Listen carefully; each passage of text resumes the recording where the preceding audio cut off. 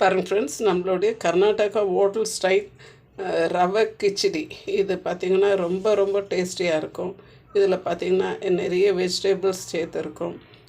பின்ன ரொம்ப சிம்பிளாக இருக்கும். ஒரு மினி பிரியாணி மாதிரி இருக்கும், வெஜிடபிள் பிரியாணி மாதிரி இருக்கும். அட் த சேம் டைம் பார்த்திங்கனாக்கா உங்களுக்கு ஒரு 10 நிமிஷத்தில் செஞ்சு முடிச்சிடுறாப்புல இருக்கும். ரொம்ப ரொம்ப டேஸ்டியாக இருக்கும். லஞ்ச் பாக்ஸ் கொண்டு போகிறதுக்கு நல்லாயிருக்கும். பேச்சுலர்ஸ்க்கும் இது குயிக்காக செய்கிறாப்புல இருக்கும். ஈவன் வேலைக்கு போகிற பிள்ளைங்களும் இதை ஈஸியாக செஞ்சிடலாம். புதுசாக கற்றுக்கிற பிள்ளைங்களும் இதை ஈஸியாக செஞ்சிடலாம். ஃப்ரெண்ட்ஸ் வாங்க ஃப்ரெண்ட்ஸ், இப்போ இதை எப்படி செய்கிறதுன்னுட்டுன்னு பார்க்கலாம். Hi friends, happy morning. Welcome to all channel friends.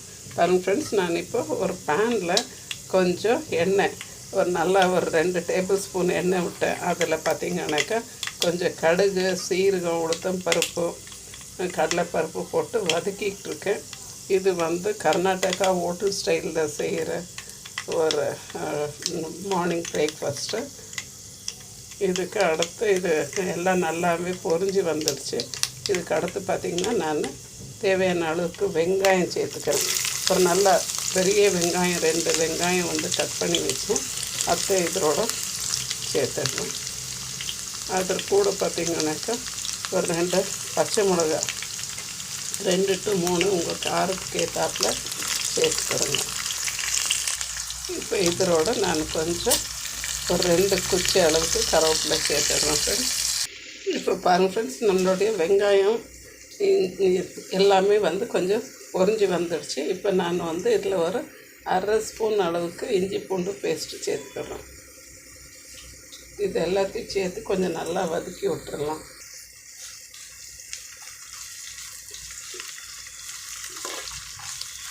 அந்த இஞ்சி பூண்டு ஸ்மெல்லு போடுற அளவுக்கு நம்ம இது எல்லாத்தையும் நல்லா வதக்கிக்கலாம்.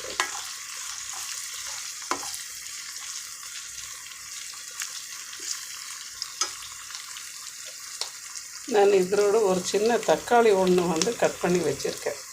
அதையும் இதோட சேர்த்துடுறேன்.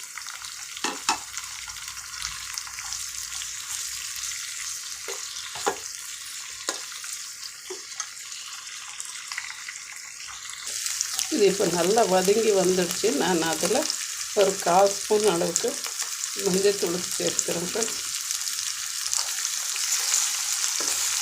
மஞ்சத்தூள் இந்த இஞ்சி பூண்டு பேஸ்ட் எல்லாமே வதங்கும் போது ரொம்ப சூப்பராக இருக்குது. இதுக்கு தேவைப்பட்டால் நீங்கள் நெய் கூட ஆட் பண்ணிக்கலாம், அதுவும் இதுக்கு நல்லாவே இருக்கும். பாருங்க ஃப்ரெண்ட்ஸ், இதெல்லாம் கொஞ்சம் நல்லா வதங்கிடுச்சு. இப்போ நான் ஒரு கிளாஸ் ஃபுல்லாக ரவை எடுத்து வச்சிருந்தேன். இது பார்த்திங்கன்னா மோட்டா ரவை. இங்கே கர்நாடகா சைடு பார்த்திங்கன்னா இது பன்சி ரவைன்னுவாங்க. நம்ம சைடு இது மோட்டா ரவைன்னுவோம். இது எல்லா டிபார்ட்மெண்ட் ஸ்டோர்லேயும் இது கிடைக்கும். இதையும் இந்த மசாலாவோடு போட்டு வதக்கி எடுத்துக்கலாம் ஃப்ரெண்ட்ஸ். நல்லா அந்த எண்ணெய் நெய்யோடவே இது நல்லா வறுத்து வரணும். பாருங்கள் ஃப்ரெண்ட்ஸ், ஒரு 3 to 4 நிமிஷம் வரைக்கும் நம்ம இந்த ரவையை நல்லா வறுத்து கொடுத்துக்கணும். இப்போ பார்த்திங்கனாக்கா நான் கொஞ்சம் கேரட்டு, பின்ன பீன்ஸு, இந்த பச்சை மொச்சை இது எல்லாத்தையும் கொஞ்சம் உப்பு போட்டு நான் வேக வச்சு வச்சுருக்கேன். அதையும் இதோட சேர்த்துடுறேன்.